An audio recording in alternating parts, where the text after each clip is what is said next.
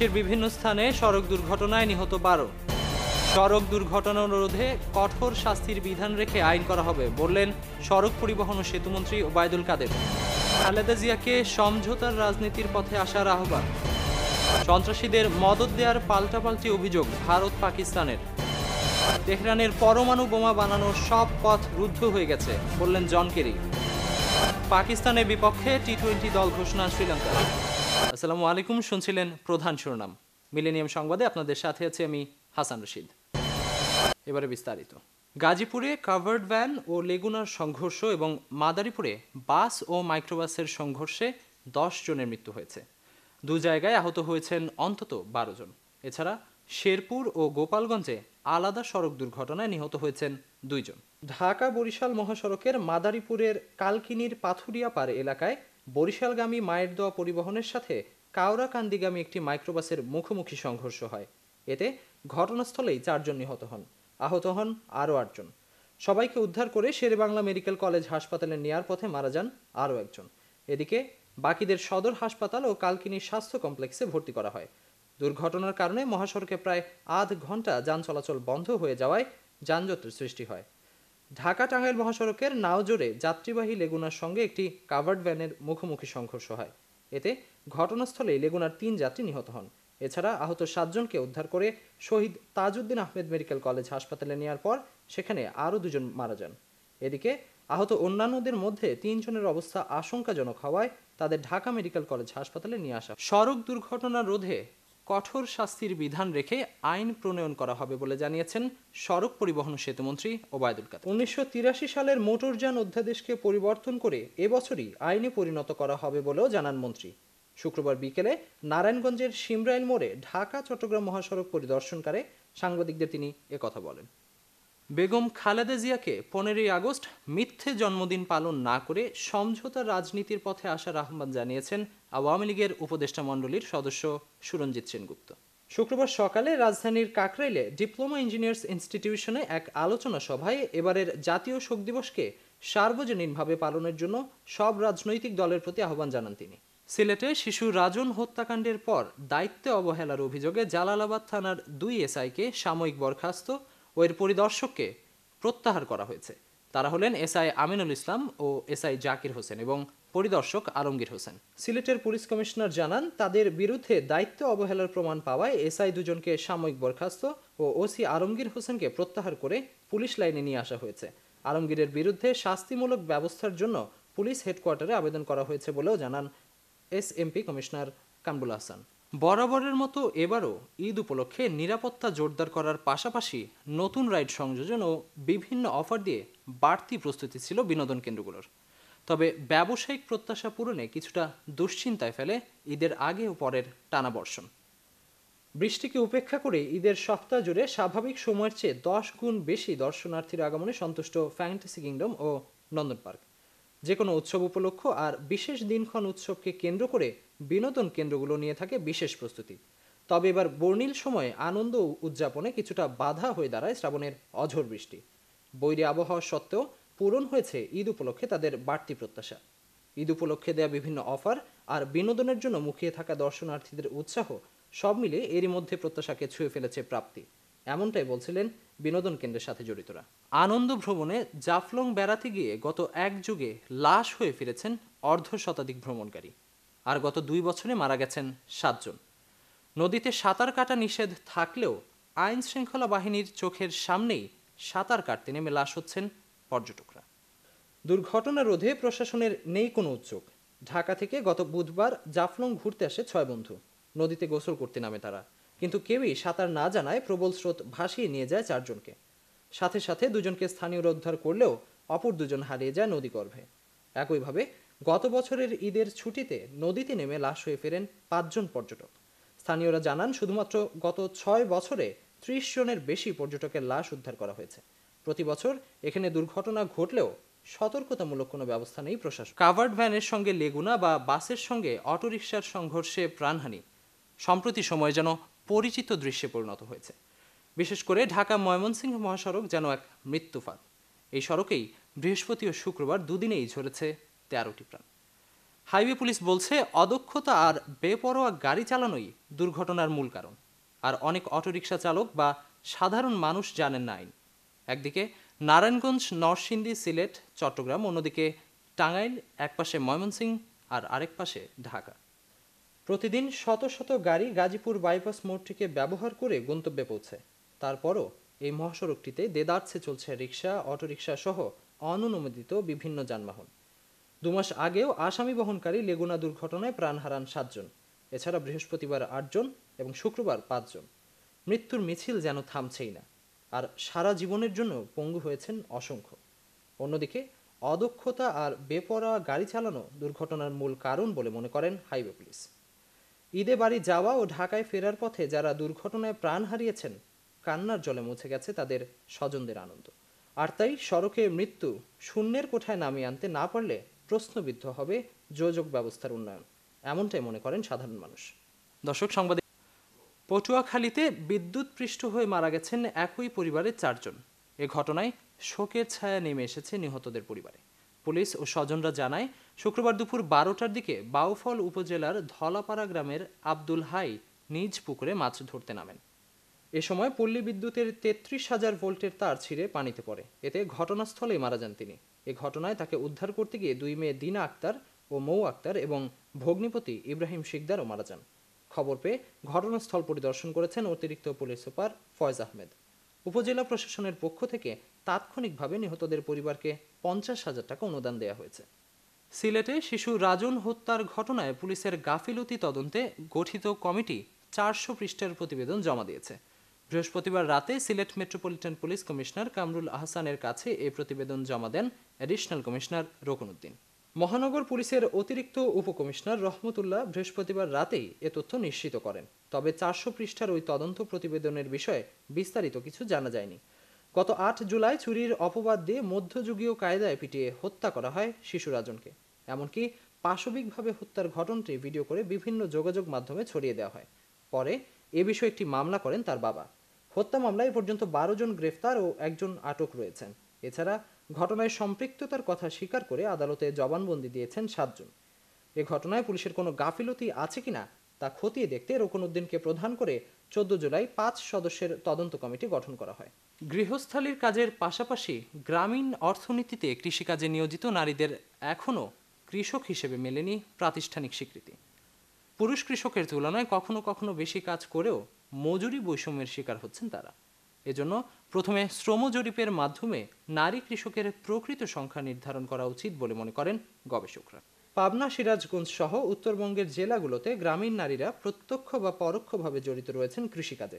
শুধু তাই নয়, গৃহস্থালী কাজের অংশ হিসেবে বাড়ির পাশে খেতে সবজি চাষ, বীজ বপন, ধান কাটা সহ বিভিন্ন কাজ করে তারা গুরুত্বপূর্ণ অবদান রাখছেন দেশের কৃষি অর্থনীতিতে। বিশ্বব্যাংকের এগ্রিকালচার ফর ডেভেলপমেন্ট 2008 সালের রিপোর্টে বলা হয়েছে, কৃষিখাতে নিয়োজিত পুরুষের চেয়ে নারীর অবদান 60 থেকে 65% বেশি। পুরুষ কৃষকদের বাংলাদেশ কৃষি সম্প্রসারণ অধিদপ্তরের ডেটাবেজে অন্তর্ভুক্ত করা হলেও নারী কৃষকরা সেখানে নেই। ফলে তারা বঞ্চিত হচ্ছেন রাষ্ট্রীয় প্রণোদনা থেকে। 1,82,00,000 পুরুষ কৃষক কৃষি সহায়তা উপকরণ কার্ড পেলেও প্রধানমন্ত্রীর নির্দেশের পরও নারীরা তা পাননি। গ্রামীণ অর্থনীতিতে যে নারীরা মজুর হিসেবে কৃষিতে শ্রম দিচ্ছেন, তাদেরকেও আর্থিক সুবিধা দেওয়া উচিত বলে মনে করেন এ গবেষকরা। এখন দেখবেন আমাদের বিভিন্ন প্রতিনিধিদের পাঠানো সংবাদ।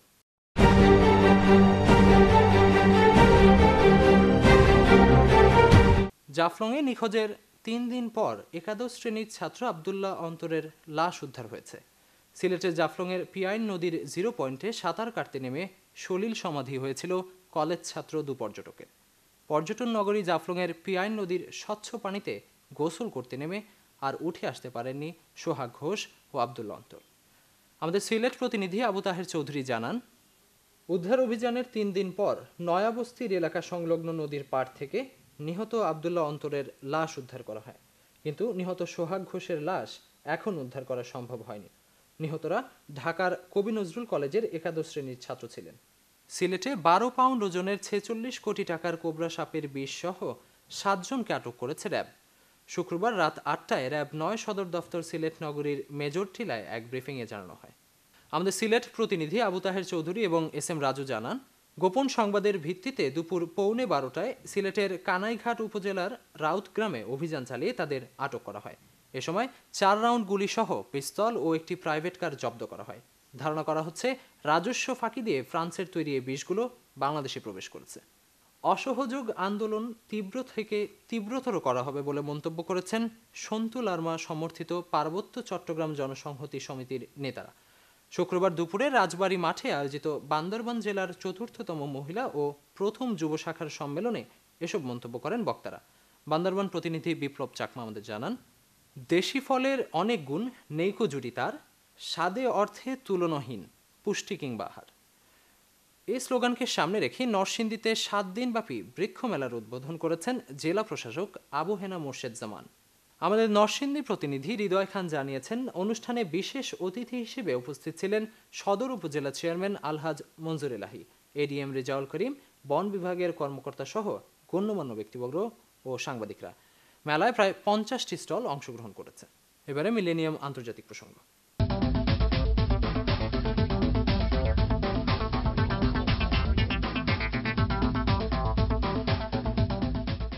পাক ভারত নিরাপত্তা সচিব পর্যায়ের বৈঠকের আগে গেল বছরের পেশোয়ারের হামলার পেছনে ভারতের মদদ ছিল বলে অভিযোগ তুলেছে পাকিস্তান। গোপন সূত্রের বরাত দিয়ে ইন্ডিয়া টুডে এবং আনন্দবাজার সহ ভারতীয় বিভিন্ন গণমাধ্যমে এই খবর প্রকাশ করা হয়েছে। এই খবরে কোনো মন্তব্য না করলেও নয়াদিল্লি নিয়ন্ত্রিত জম্মু কাশ্মীরে বিচ্ছিন্নতাবাদীদের ইসলামাবাদ উস্কে দিচ্ছে বলে পাল্টা অভিযোগ করেছে ভারতীয় সেনাবাহিনী। এমন অবস্থায় মার্কিন আইন প্রণেতারা দুদেশের সম্পর্ক উন্নয়নে আরও সচেষ্ট হওয়ার আহ্বান জানিয়েছেন। কার্গিল যুদ্ধের 16 বছর পূর্তিতে বৃহস্পতিবার জাঁকজমকপূর্ণ অনুষ্ঠানের আয়োজন করে ভারতীয় সেনাবাহিনী। শহীদদের প্রতি সম্মানে এদিন পতাকা উত্তোলন করা হয়। ভারত সরকারের হিসেব অনুযায়ী কার্গিল যুদ্ধে 527 জন নিহত হন। অন্যদিকে পাকিস্তানের দাবি, যুদ্ধে তাদের 4000 ফৌজ মারা যান। বিনা উস্কানিতে সেই হামলার জন্য ভারত সরকার সরাসরি তৎকালীন সেনাপ্রধান জেনারেল পারভেজ মোশাররফকে দায়ী করেন। এমনকি এখনও জম্মু কাশ্মীরের অস্থিরতার পেছনে ইসলামাবাদের সম্পৃক্ততা রয়েছে বলে অভিযোগ করেছে নয়াদিল্লি। এদিকে পাকিস্তানের অভিযোগ, 2014 সালের 16 ডিসেম্বর পেশোয়ারে স্কুলে হামলার পেছনে ভারতের মদদ ছিল। শুধু তাই নয়, বেলুচিস্তান এবং করাচিতে যাবতীয় জঙ্গি কার্যকলাপও ভারতই চালিয়ে আসছে বলে অভিযোগ পাকিস্তানের। ইরানের সঙ্গে পাশ্চাত্যের চুক্তির মাধ্যমে তেহরানের পরমাণু বোমা বানানোর সব পথ রুদ্ধ হয়ে গেছে বলে দাবি করেছেন মার্কিন পররাষ্ট্রমন্ত্রী জন কেরি। বৃহস্পতিবার কংগ্রেস সদস্যদের সঙ্গে ব্রিফিংয়ে তিনি বলেন, এই চুক্তি প্রত্যাখ্যান করা হলে পরমাণু কর্মসূচি পরিচালনার ক্ষেত্রে ইরান সবুজ সংকেত পেয়ে যাবে। তবে কেরির এসব বক্তব্যে নমনীয় হওয়ার কোনো লক্ষণ দেখা যাচ্ছে না রিপাবলিকান শিবিরে। ইরানের সঙ্গে চুক্তির বিরুদ্ধেই ভোট দেবেন বলে জানিয়েছেন অধিকাংশ রিপাবলিকান সদস্য।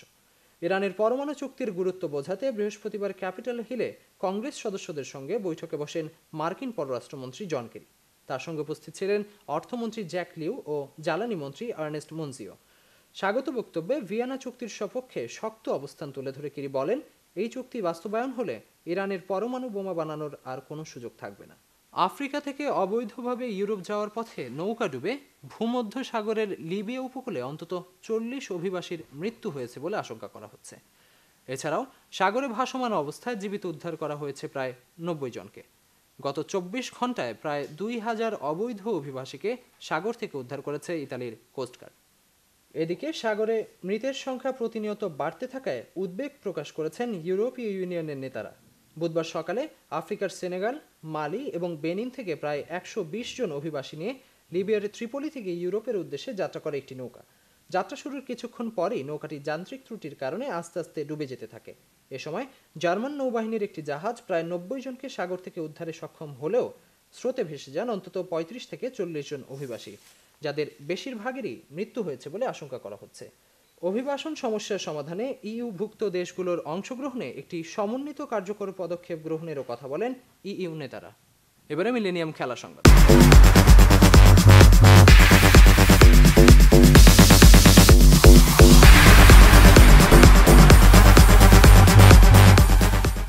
দুই ম্যাচ সিরিজের টি-20কে সামনে রেখে 15 সদস্যের দল ঘোষণা করেছে শ্রীলঙ্কান ক্রিকেট বোর্ড। দলের নতুন মুখ 5 জন। অধিনায়ক হিসেবে আছেন টি-20তে বিশ্বকাপ জয়ী অধিনায়ক লসিথ মালিঙ্গা। পাকিস্তানের বিপক্ষে টি-20 সিরিজকে সামনে রেখে দলে দারুণ চমক দেখিয়েছে Lankan cricket board. Fast bowler Binura Fernando, allrounder Dasun Shanaka, leg spinner Jeffrey Vandersay, ও ব্যাটসম্যান হিসেবে সনাথ জয়সূরিয়া ও ধনঞ্জয় ডি সিলভা দলে সুযোগ পেয়েছেন।